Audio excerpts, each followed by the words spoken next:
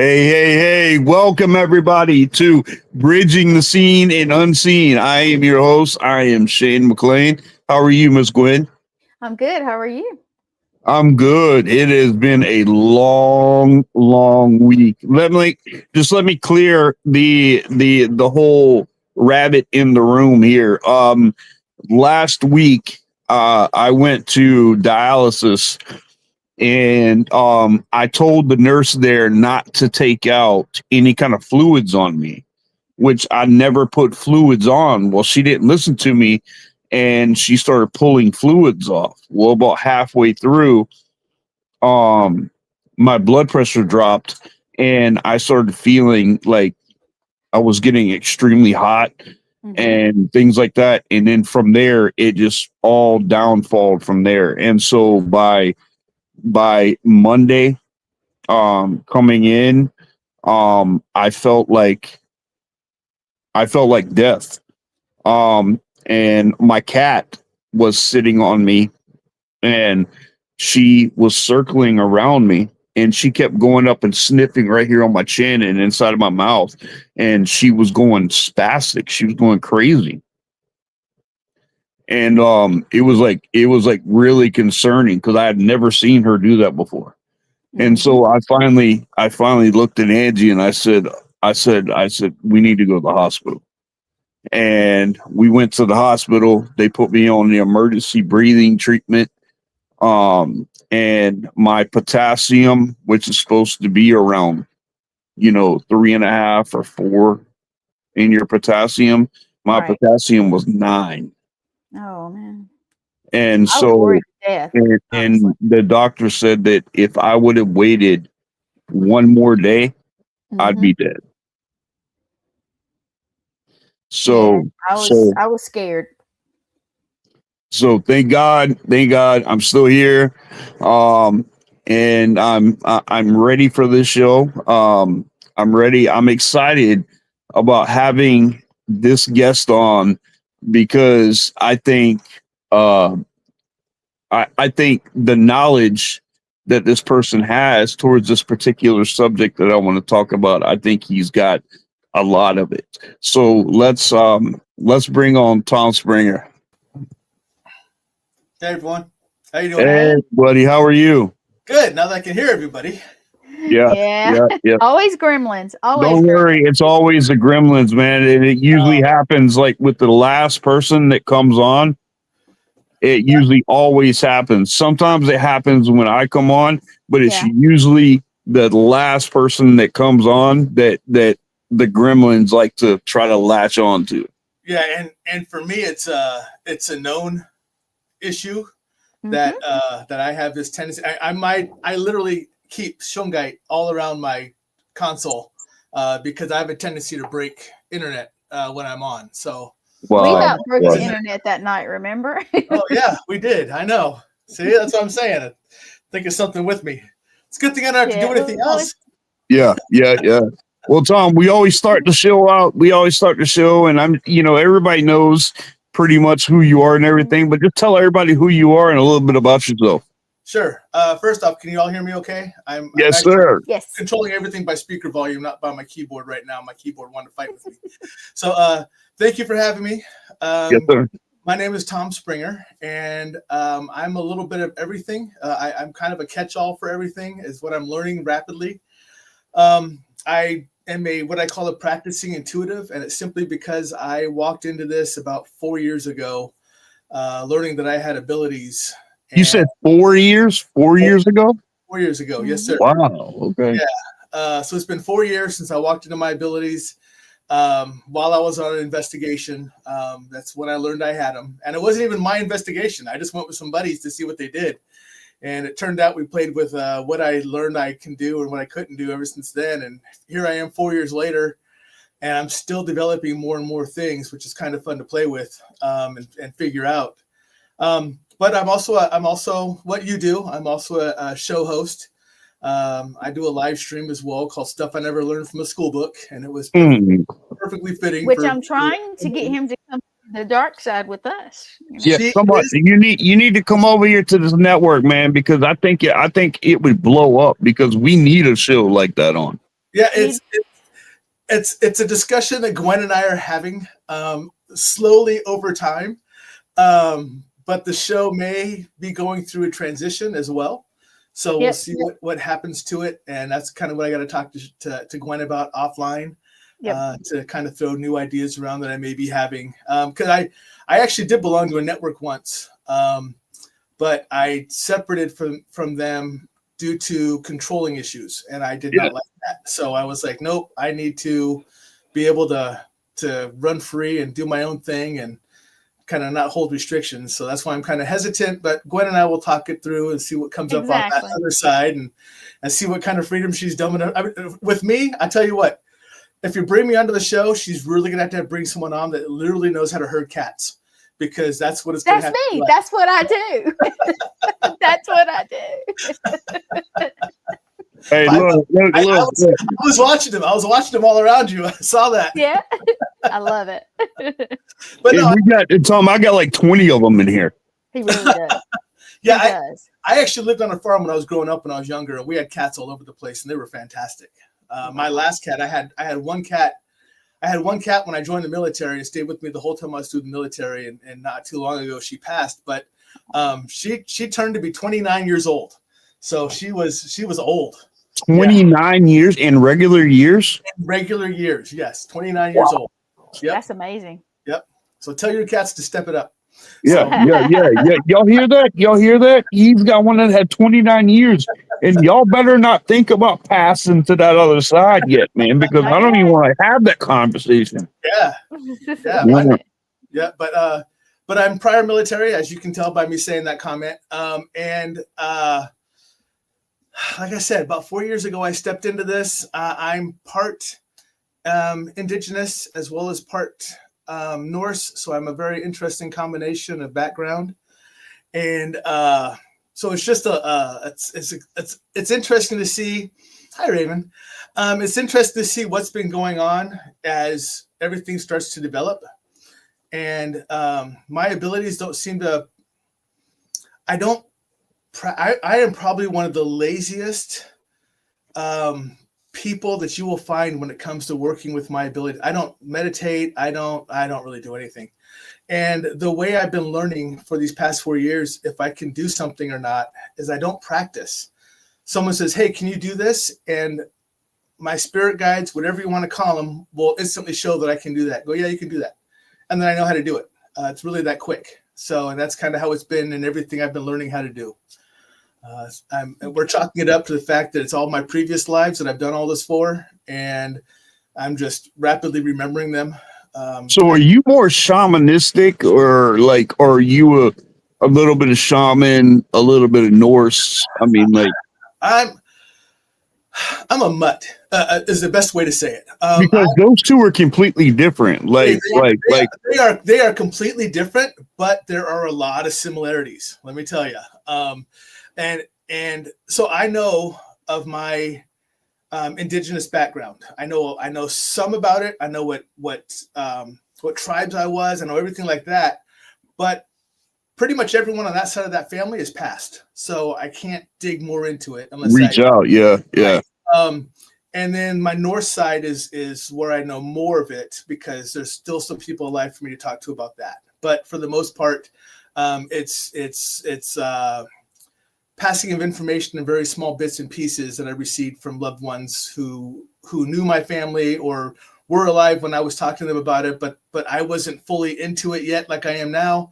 So I really wasn't doing the research. So now I'm just off of what I've heard in the past and what I still hear from other family members, but they're long lost distant relatives that I'm getting the information from right now. But so I'm on a search. I have someone who is actually putting me in touch with some of the places to look at, who to get, like the native bureaus and stuff like that, everything else to kind of reach out to and try to get a lineage going on.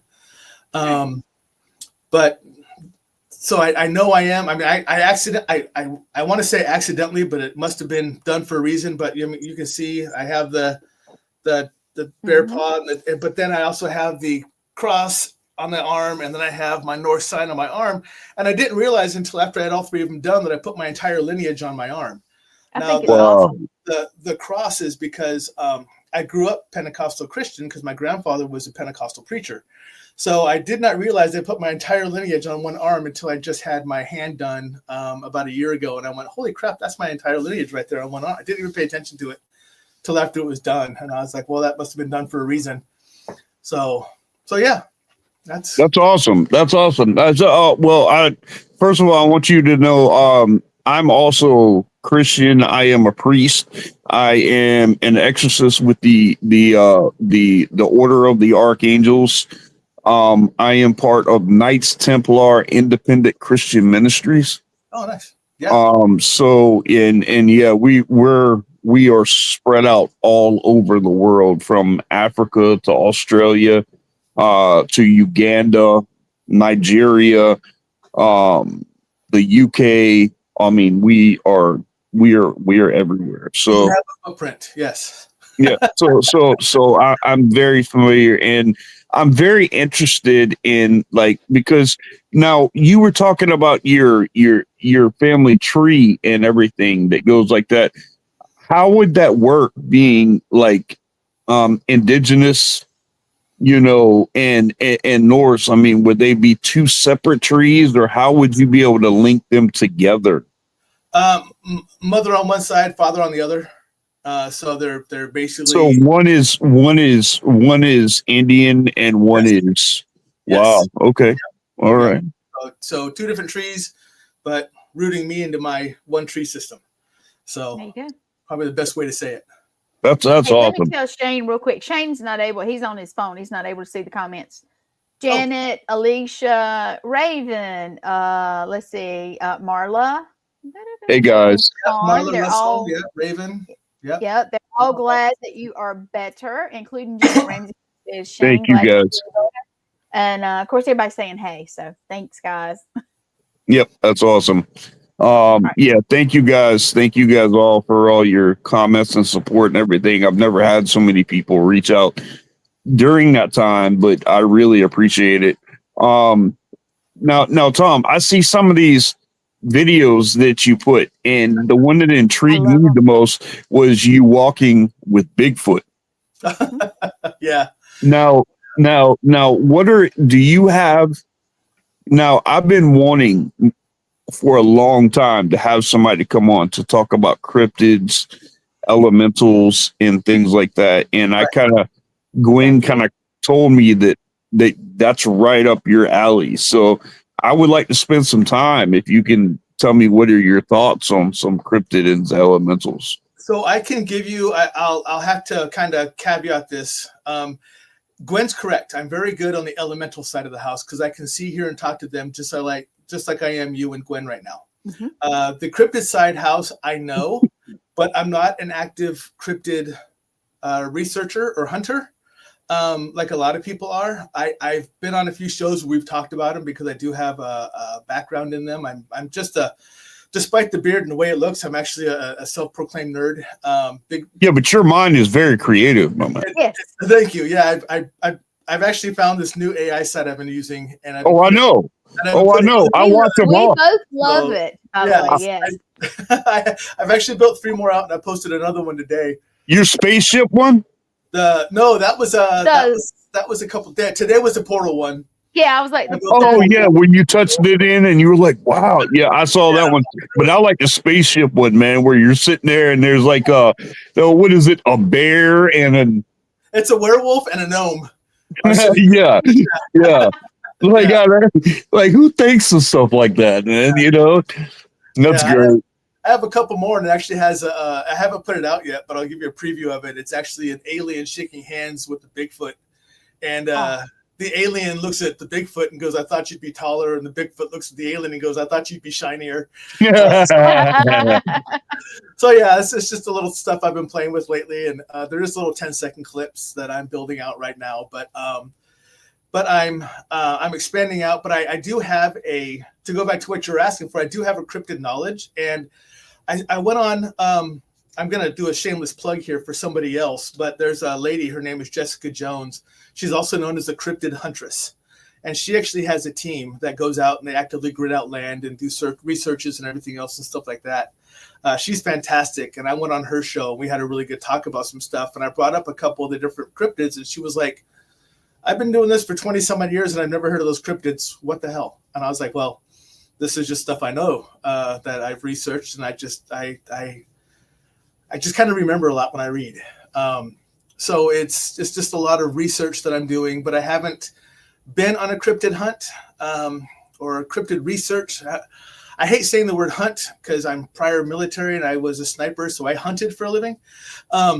So I don't like thinking that I'm hunting Bigfoot. I want to say I'm researching or something else Bigfoot. I'm not, or any other cryptids. So I use the word hunt to make it simpler for other people, but please know I have no intention to hurt them the way I did bad people when they did bad things. Yeah, of course.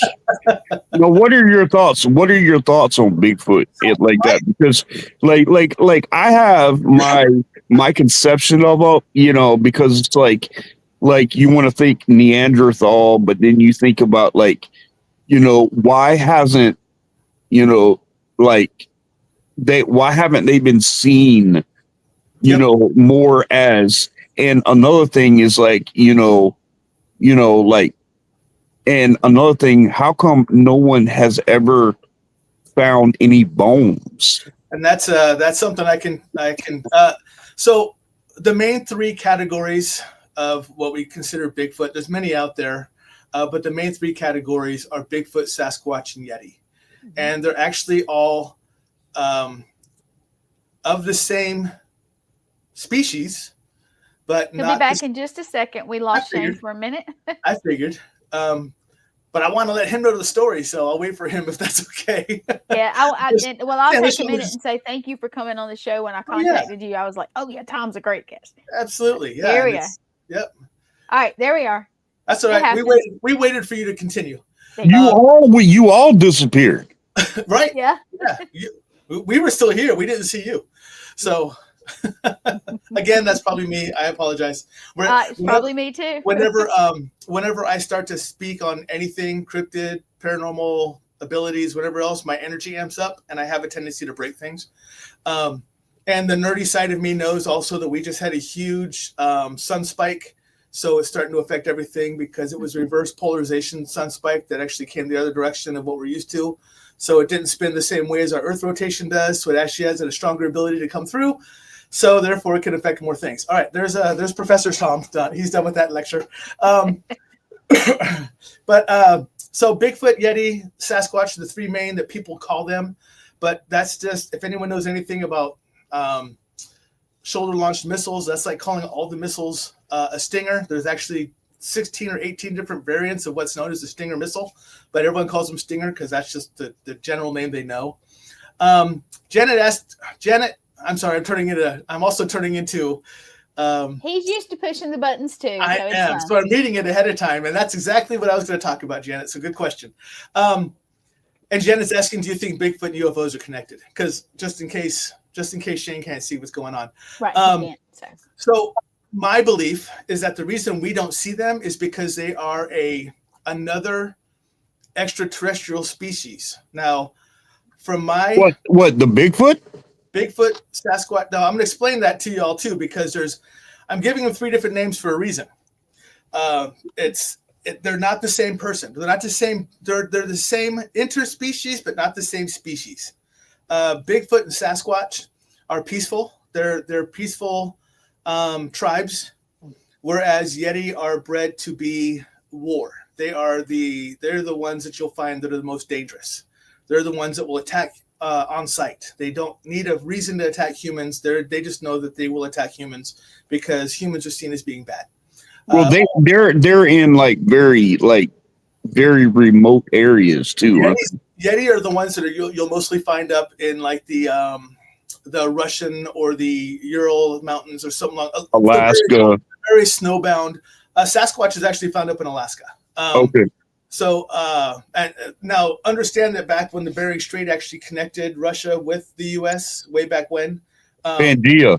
That was actually when that crossing happened. So now we have both on both sides, but they come through portals. that's why we don't find anything, is because they come through portals.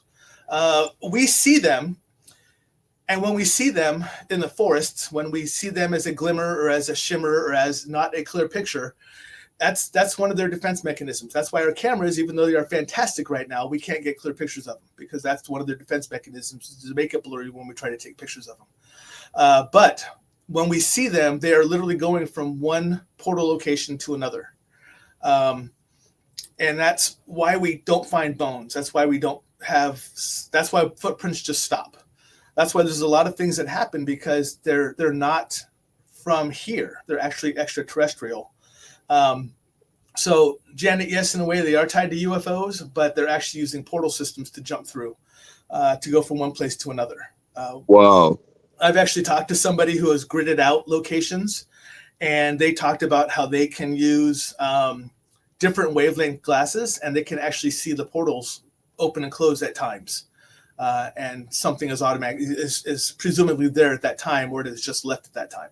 So I also heard that they have built-in cloaking mechanisms. That's the shimmer. That's the shimmer ability. That's what makes it hard to see.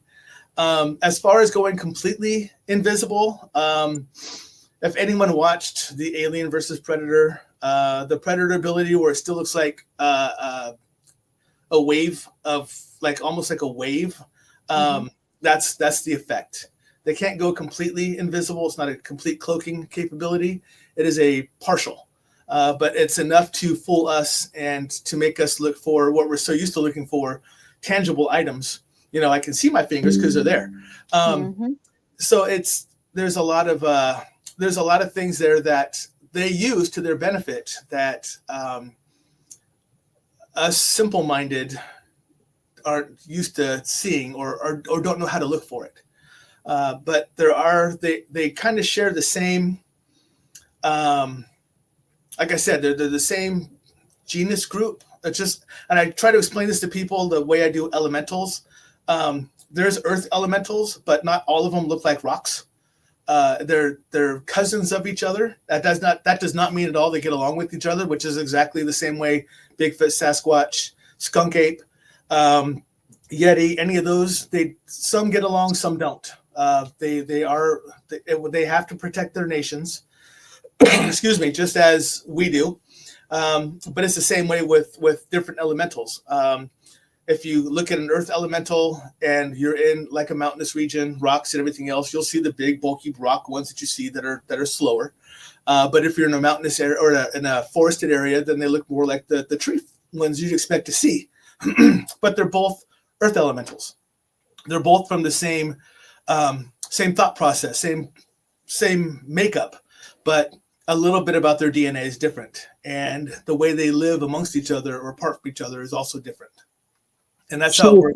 How long do you think they've actually been around, and why haven't we been able to, now I used to have a book called Behold a Pale White Horse. I don't know if you've ever read that before, but it was from a naval briefing intelligence officer. And he did a lecture. He did a lecture on the government actually knowing where they are.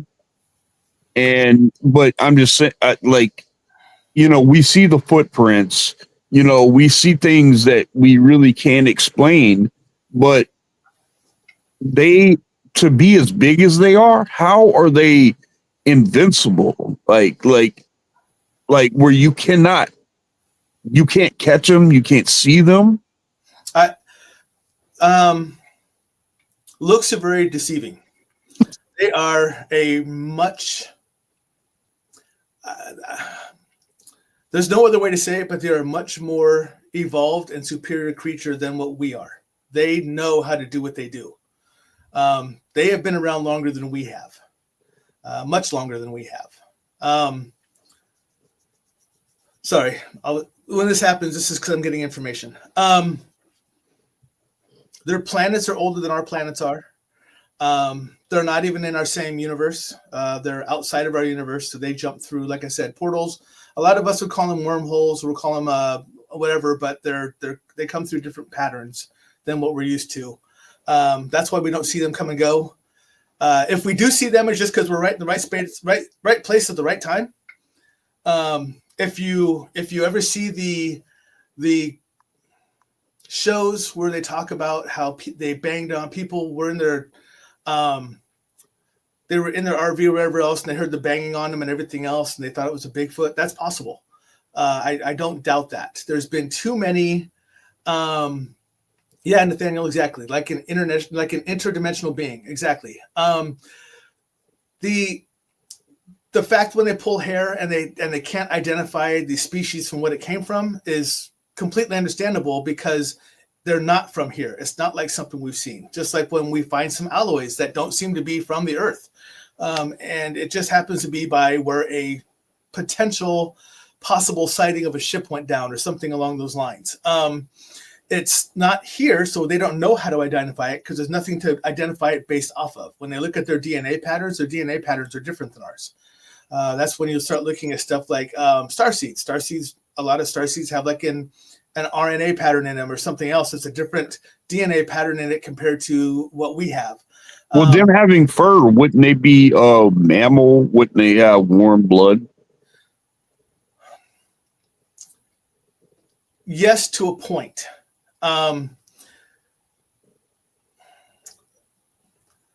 Their mammal patterns is not called mammal patterns where they're at. Ours are, because that's just simply the scientific. How we identify it. Right, that we identified it as. But there is a very strong similarity the way they take care of their family, because they live in communities, they live in groups. The term "it takes a village," it's literally what they do as well. And there's a lot of and I've seen a lot of both sides of this, thanks to my heritage, is that I know a lot of the discussions about indigenous people seeing Bigfoot, or what they would relate as Bigfoot, and it's just a hairy man or something along those lines that they've seen from way back when as well. And they actually were giving indigenous persons ways to do things. They were teaching them ways how to do things. So their knowledge base and their advances are much greater than ours. The problem is they look like they're big, hairy, furry, and we instantly relate that to a lesser species. We relate that back to like a gorilla or an animal or something, something Right. along those lines, which is false. Right. That's purely an esoteric thing brought on by humans. So they're not primate. They're not primate. They are not primate. The fur that can't be identified is because that is their protection for what they need it for. What it is, I don't 100% know.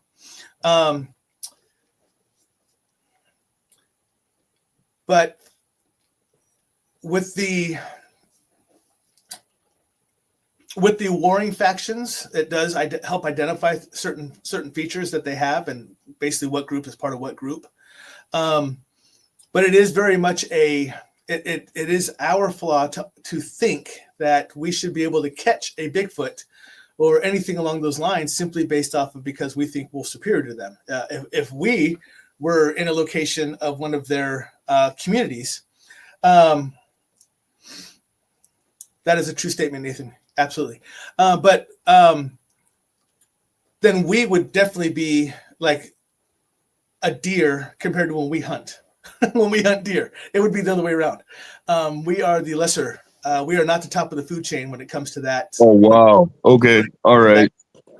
We're not it. So a lot of people think of the smarter beings, or smarter species, the smarter whatever, as if we compared us to aliens, well, they can talk to us through telepathy and everything else and stuff like that. They have these real cool looking skin that just bald bodies with these huge eyes, and so they must be smart, they must be intelligent, because the eyes make us think of glasses. It gives us that perception of what we tie everything into with our sight. But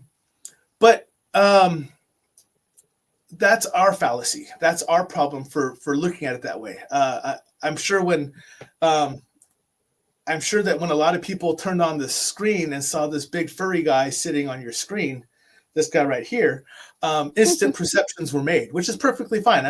This is actually on purpose, because there's certain groups that I'm happy they don't know what I do for a living, or that I have an intelligence. So mine is by design, also for what I used to do for a living too. So it just kind of hung on to some of it. But a lot of people instantly look at me and go, he's a blue collar worker. He probably has a high school education, probably good with his hands, beer drinker, sports watcher, stuff like that. I graduated high school when normal people would have done it being in 10th grade, and I have a degree in theoretical statistics of mathematical statistics, or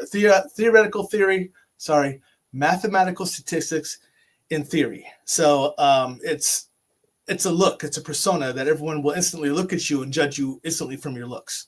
That's the same way it is with when we look at Bigfoot, when we look at Sasquatch, when we look at Yeti, when we look at pretty much anything that's not of this universe, or anywhere, our mind instantly turns into what we know of in a human form, what we would compare it to.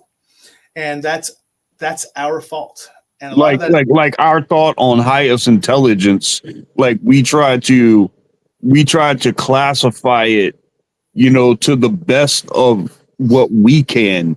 Right. But it's really you really can't do that. There's no way, shape, or form. Our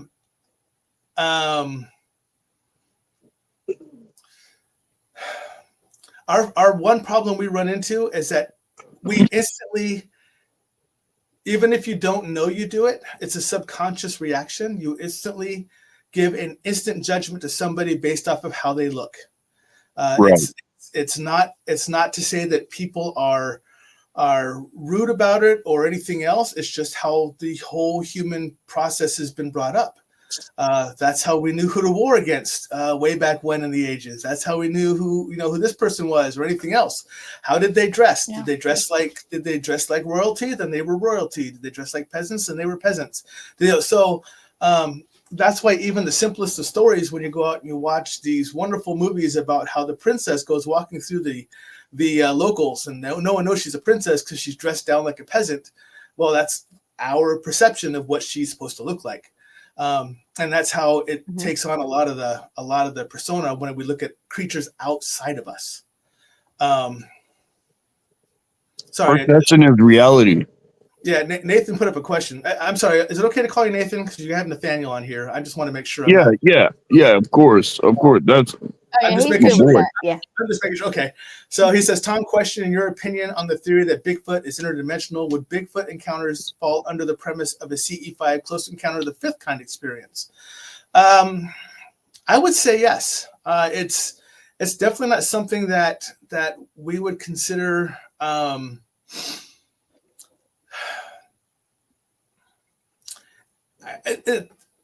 way you prefaced it is perfect. This is going to be something that at some point.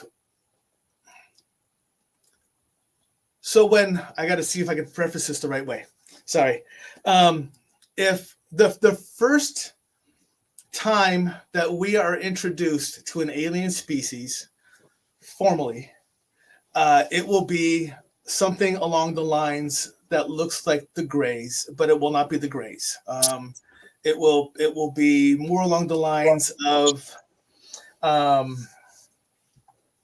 of the starseeds, groups. But after that, then we're going to be starting to be introduced to the other interspecies, interdimensional species that are out there. Once we understand that we can handle it, once they understand we can handle it, and once we actually can handle it. Right. Once it first happens, fear is going to break out rapidly. Do you think that we have access to those other dimensions? Because, like, we have CERN and whatever, and I have heard that they have a portal, like a gigantic portal that's there, that they have been trying to reach that other dimensions. Now, do you think that that is more on a paranormal dimension, or would it be like a mirror kind of? So you saw my video of a portal. Mm-hmm. Yeah. It's more along the lines of that. But the difference is, again, it's not of a light force or light source that we can see them coming in and out of. It is outside of our light spectrum. That's why we don't see it happening. I have this wonderful gift that I learned I had, and I can actually see portals. Like for the paranormal portals, I can actually see them, and for me, they shimmer. I can see where they're at, and they shimmer to me like water. That's a newer one, probably like 2 years old now. But I can't see these, so they're on a different wavelength that I can't pick up. So it is an advancement that we have not understood yet, and I don't know if we ever will, unless we're actually introduced to the species that created it. No, you're good, Nathan. But that's there's a lot of things that we can't even fathom yet that's going to happen once we're introduced to any kind of species, and that's going to be something that is going to take a while for a lot of people to grasp. And unfortunately, for most people, it will be a fear. It will not be an understanding. It will just instantly turn it into a hate and a fear. Yeah, because anything that we can't master right off, Right. as being, because we have this complexity about us that we are the top of the food chain, that we are, and if anything comes in to try to disrupt that way of thinking, Right. then we're going to retaliate against that. And I try to tell people, you want to know how this works? Go live in Alaska. When you're in Alaska, you're not the top of the food chain anymore. Even though it's something as basic as that, you're not. When you walk out the door in Alaska in some remote locations, you are no longer the top of the food chain. You are not predator, you are prey. And that's just how it is. And that's the difference to where when we get introduced to these things, mm-hmm. we're going to have that predator-prey response rather than an educational response. And that's where we're going to damage ourselves the most, is because a lot of people will retaliate, just as you said, because they're thinking, oh, we're no longer predator, now we're prey. How do we defend ourselves and make us the top? Right. What do we do to get us back to the top of the food chain again? Because I don't like being second to anything. And so, I mean, we're not first in anything right now, and simple life things that people live through or die from identifies that, called bacteria. Diseases. Those are top of the food chain type of things that people think that we have control over, but COVID showed us you really don't. And all the other ones that have been throughout history, the Black Plague, all the different ones that spread through, they identify, look, it's time to thin the herd. You are not the top of the food chain, and we're about to enlighten you. And that's when nature takes over science and goes, we're going to show you how this is really done. Right. And then science goes, crap, now we really got to work harder to try to beat nature. And that's just not ever going to happen if nature actually really wants to take over. And it's the same thing with how we interpret our cryptids. We think we're superior to them when we're not even close. We're not even on the same line as them. We're not running parallel to them at all. They are multiple steps ahead of us, and it's just the way it is because there's no. We don't know how they do what they do, so we don't know how to replicate it, so we don't know how to catch up with them. So the fact that people see cryptids, Bigfoot, Yeti, Sasquatch, whatever you want to call them, the fact they see them is a timing thing. Either they wanted you to know that something's there, mm-hmm. or you caught them going from portal to portal. And well, I mean, you got people that really have, and you know, they aren't welcomed. Like a lot of people that have seen them and had encounters. And there's one guy that I can't remember where it was in another country. He literally woke up from a campsite with a mom, a dad, a child, you know, Sasquatch. Yeah. And like people were thinking that this guy is like absolutely crazy. Right. But how would we be able to know, you know, I mean, what, hook him up to a lie detector test, and if he passes it, then what do we do? They did the same thing with the alien thing. Yep. Exactly. That's the same thing they did to them, and they passed, and we still didn't believe them. So what's the point? I mean, they said, look, this is what where happened. do you go from there? Where do you go from there?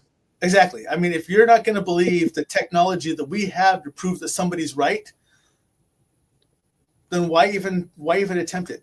If every single one of them passed, and every one of them had the same story, and every one of them lived through the same thing, and we still went, nah, maybe not, then what do you do with that? You know, I mean, how do you prove the truth if finding out the truth isn't good enough for you? You know, and that person, his truth is, I saw them. Our truth would have to be, well, prove it. Well, how? Well, go to a lie detector. Okay, you passed the lie detector, but how did you beat the lie detector? Because it was my truth. But no, how did you? And that's that big ugly circle we get into is we've lost. And it's I can't say it's not by anyone else's fault. It's our own fault that we've lost the trust in others. And to believe in what they say, we have to confirm everything now. But there's no way to just simply walk up and say, you know what? I believe what you said. Like, what makes you think that way? Why did you say that? What makes you right over me? What is your proof over mine that your truth is stronger than mine? And we've lost that humanity, and the best way to say it, of taking truth at face value. Well, even Jesus told his disciples when he was there, he goes, why would I tell you about heavenly things when you can't even believe the earthly things that are right here in front of you? Right.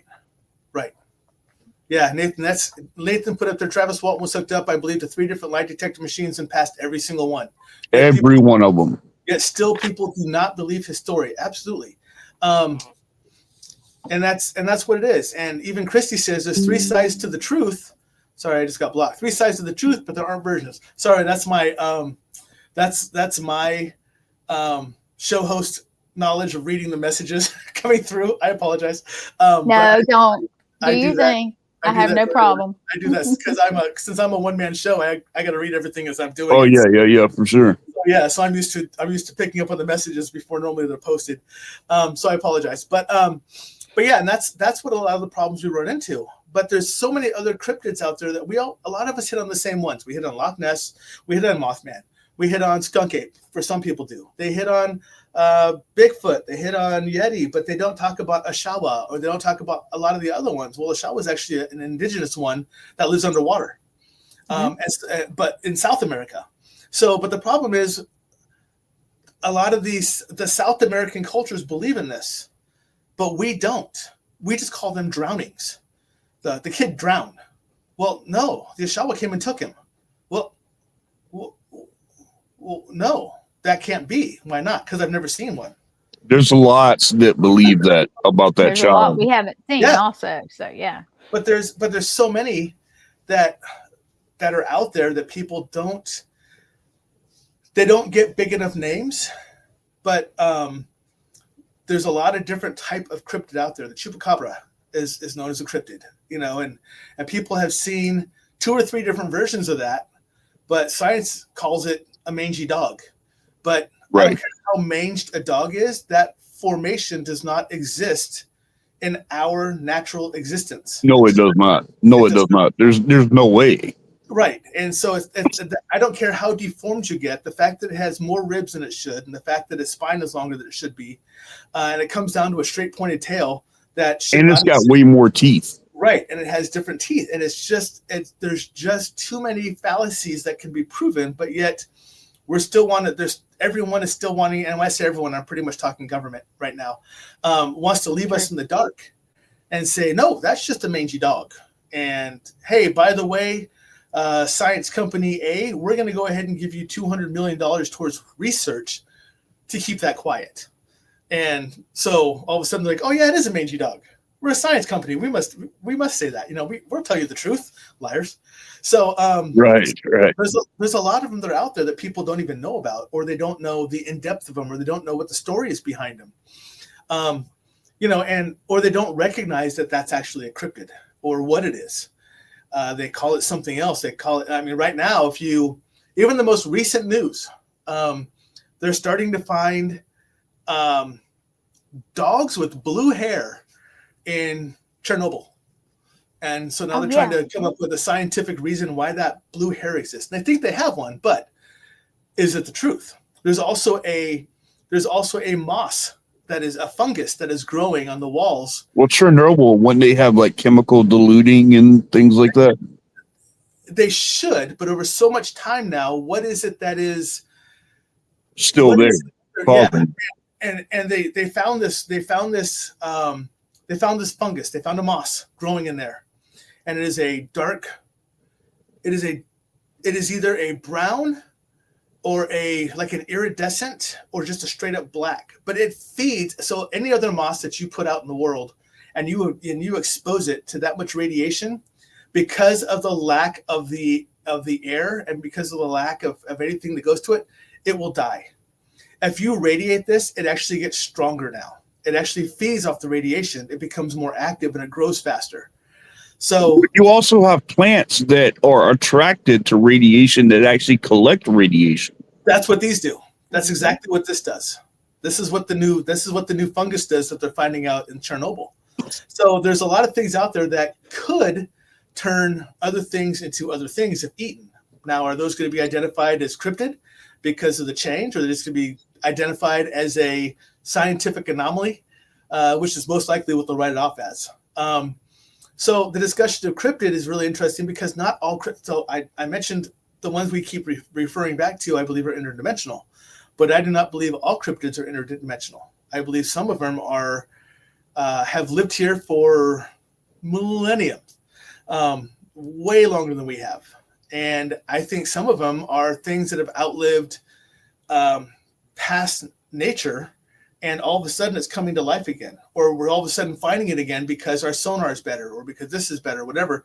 We're finding things down at the bottom of the ocean because we're going deeper and deeper into the dark that we're like, holy crap, where did this come from? Would we classify those as a cryptid?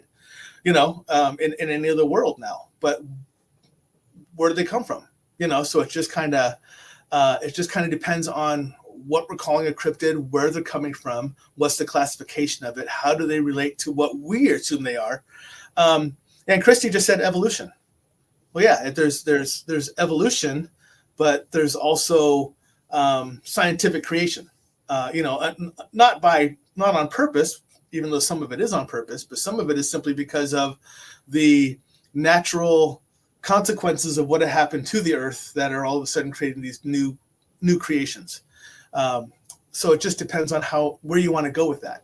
No, do you think like the elements, water, air, wind, earth, things like that? Do you think that there's cryptids and portals and stuff like that for those elements also?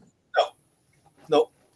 So earth, wind, water, fire, and metal, the 5 elementals that I talk to on a daily basis, they are from basically the beginning of the existence of time. They are before the known 7, before the amazing 7. And that's the geometric spectrum too. And this year is where my 2 forms of my two lifelines come from, and they overlap a lot. Christy said spirit. Yes, don't forget metal, please. There's also metal. But they're beyond old. They are not from another dimension. They were created by the creator to help kind of manage everything, to control it, to be a balance. All of those together work in a perfect harmony and a perfect balance. And this is believed both on Indigenous as well as North side of the house, that they were designed to be the balance of the universe, of the universes, period.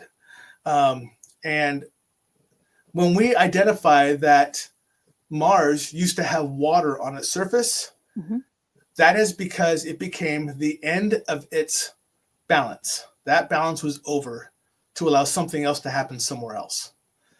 So it's a perfect balance is what they're calling it. The ether, perfect word for it, Christy. Thank you. Okay. But that's why they're brought in. That's why they're known. That's why they work together. But again, they do not all look like each other. I mean, they don't like I said, not all earth elementals all look like big rocky, big like me. They don't. They have all their different kin. They have all their different cousins, and different branches and everything else. And they all work in their own manner, but they will work together. And the perfect example of this, I hate to say it this way, but the California fires happened for a reason. And at that point is when fire and water, or fire and wind, decided to get together and say, look, you have had 7 years. You have had 7 years right to clean out your mess, and you have been given billions of dollars to clean out your mess. And you're not doing it. And the earth said, that was your warning that we were presenting to you, that you need to clean up your mess. You're not. Our turn. And that's why all of a sudden you had the fires kick in. And that's why the winds that you've never seen at that speed kick into that speed. That's because those two elementals were working together to wipe out the areas that could not grow, could not produce nature anymore because they were being choked out. So they did their job. And then once you'll notice a certain part of it, enough of it got cleaned out. What happened? It rained. So the water elemental stepped in and said, okay, we've cleaned out enough. We've warned them. We've cleaned it out. We're going to go ahead and help take care of it for them. We're going to calm the winds down, which they dropped really far together. And then water came in and did its job. And then right after that, the federal government came in and said, you did not do this. This is your fault, California, for not cleaning this out after we gave you all your money. Now you got to go clean out and fix the damages. And they still haven't fixed the damages. So I am literally just waiting for the next one. I'm waiting for, we've just seen 2 big earthquakes. We've seen a 7.0 earthquake in Alaska, Canada, and we just had one off of the eastern side of Japan. Something is stirring over in the west side in the Pacific Ocean along the area that I think is about to happen, because this is just the rumblings. This is the earth. A lot of these things match Bible prophecy too. They absolutely do. And they warn you ahead of time. We've been given plenty of warning. The elementals give us plenty of warning. Now, the whole thing that people have a hard time understanding about the elementals are not conscious beings like we are. If they are trying to fix a piece of the earth and you build your home on that piece of earth, they don't give a crap that you're building a home there. They will destroy your home.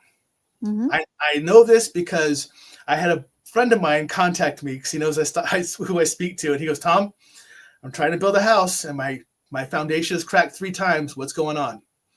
So I said, all right, hold on. So I reached back out to him a little later and I said, they cleared away a lot of your land in order to build this tract housing on, right? I mean, this land that you guys can build houses on, right? He said, yes. I'm like, so, have you put anything in the ground yet to show that you're going to help heal the earth yet? He's like, no, I'm building a house. And I'm like, plant your shrubbery and your trees first where you were going to put them and then start building your house. Yeah. Add life. Don't take away life. Correct. And he did that, and he poured his foundation. It didn't crack. He's like, what the hell? I'm like, they see that you're willing to help heal the earth, not just take away from it. So it's going to allow you to live there knowing that you will help support its earth, what it is. Very interesting. Very interesting. They won't, you can say, hey, you need to stop doing this because you're hurting my feelings. They're like, so I don't have those feelings that humans have. I am built, I am designed, I have been brought in from the creator to do my job. You were never here. I don't care about you.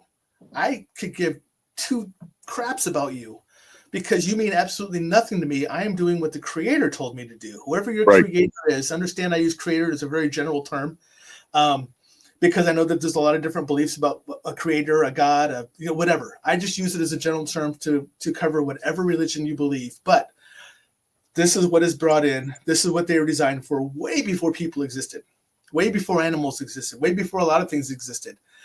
So that's not what they're built for. They do not have a human conscience. They have a direction and a need.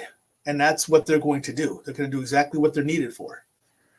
So they may be nice enough to say, hey, we understand that you don't know that you're doing this wrong, so we're going to give you a warning. And then all of a sudden they're like, you aren't supposed to be here. We're going to do our job now. And that's what they do.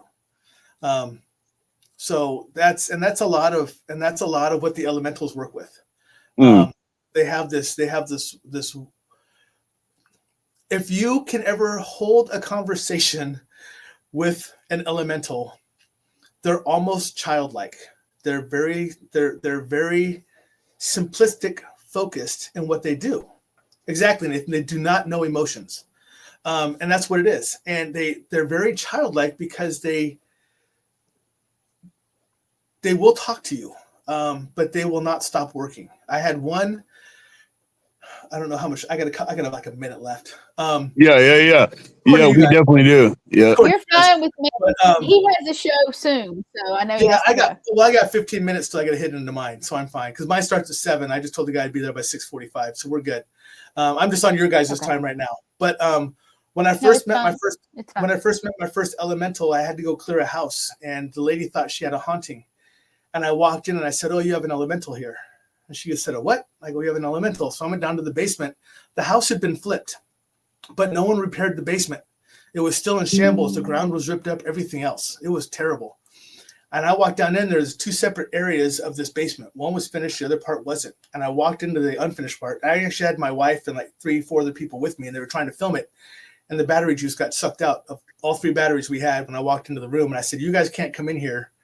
Stay out here, but record it, do whatever you want to, but don't come into the room with me." And I walked in and the elemental ran. And I went, "Why are you running from me?" And this is what I found really interesting. And this is how I know I'm old, is because when the elemental ran from me, the elemental told me, "Your essence is older than I am." And I went, "Oh crap, that explains a lot of the gray. That explains a lot of the gray beard here." And so I had to have a discussion because when the elemental was working, it was so gregarious in its power and its strength that it was putting out, that it was just the feeling of it was making the person who lived there anxious, like almost heart palpitations and just always on edge and everything else. And she thought it was because she was being haunted. And I said, "No, it's because of this elemental."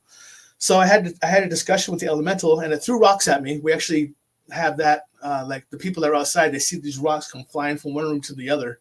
And it threw rocks at me, trying to hit me to get me to run away and to get scared. I wouldn't. So we had a discussion. And after explaining that the person who lives there now is not the same person who flipped it, the person who lived there now is very loving, very, very nature-based and everything else. We made an agreement that as long as she brought down like flowers to help make it pretty and everything else and give kind of like offerings, wheat and whatever else and rice and stuff like that, then it would tone itself down, but it would continue to work. By doing that, I allowed her to connect with it. And now they actually talk. She can actually talk to this one elemental that lives there now. And she went outside and she planted impatiens out the window and everything else. And she brought in flowers downstairs and everything else. And she said, "I can still feel him, but it's a very warm and welcoming feeling." And he likes her a lot because she plays bass, she plays guitar, she plays piano, she plays harp. She's very artistic. and he likes that. Cohabiting. He likes that. Yeah, he likes that vibe in her house. So so they get along fantastically now. But that was actually my first run-in with an elemental head-on like that. And for him to tell me your essence is older than I am kind of took me back a second. And I was like, what does that mean? And I had to ask others. And I actually had a very old medicine man up in Canada tell me what that meant. So that was pretty interesting to let me know that my lives go back that many, that I have lived that many different lives. So that's fascinating. Tom, I know we're at the top of the hour and everything. Can you tell everybody how to get a hold of you and where to find you? Sure. So what the funny thing is, right after I leave here, I actually go over and I'm going to do my show. And please tune into his show, guys. Yeah, it's called Stuff I Never Learned from a School Book. Everything is listed under Stuff I Never Learned. I am on Facebook. I'm on YouTube. Right now, those are the only two I'm running on is Facebook and YouTube. It's just, if you look up Stuff I Never Learned, my show starts at 7:00 tonight Central. And if you want to reach me, I always implore people, if you have questions, reach out, because a lot of people that come in late, what you also don't know is I am a psychic, I'm a medium, I'm an elementalist, I'm a healer. I can actually push healing energy anywhere in the world. I'm an energy giver. I'm like an Energizer bunny. I don't run out, but I can supply energy for others, as well as he some absolutely is. Yeah, I really am. Absolutely. As well as some of the stuff we talked to about here. So if you have questions, if you reach out and you have a question, you can always go through Shane or Gwen and ask them to get in touch with me. Or you can just contact me directly at stuffineverlearned@gmail.com. The easiest way to get a hold of me. And that's where I'm at. That's where I live. Is awesome. Tom, I mean, I could talk to you forever, man. And this has been such a good hour, man. I really thank you for coming on. Great. I thank you for sharing your knowledge with us about this, because this fascinates me. Thank you. I appreciate it. I just want to give a quick plug to anyone who comes over to watch my show tonight. I have on a gentleman. His name is Kenneth Drake, and he's actually known as the celebrity psychic. Yeah, he's a celebrity psychic. He's actually coming on to be on my show tonight. So, yep. Yeah, you guys please tune into his show. Everybody that's watching here, tune into it, because this is an interesting guy right here. Appreciate it. Thank you. Absolutely.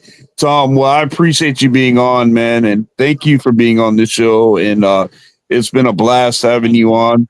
And I'd like to have you back for a round 2. You tell Gwen over there when to sign me up, and I'll be on. Apparently, she has me making the rounds on all you guys' shows right now. So, well, I'm trying to bring you to the dark side. My podcasters. I already am the dark side. I already am the dark side. Look at me. Well, Tom, thank you very much. Thank you very much for coming on, brother. And I really appreciate it. It's been a blast. Okay. Thank you very much. I appreciate it. Thanks, guys. Thank you. I'm gonna drop you down. Have a good night. Okay. See ya. Well, guys, that's Tom Springer. Yeah, you're right.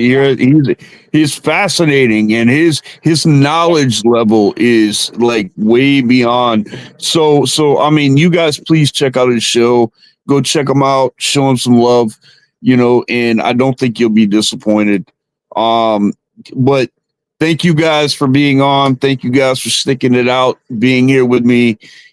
Just staying with me through all this, and I love you all, and you guys stay safe, be blessed always, and stay spooky, people. Peace.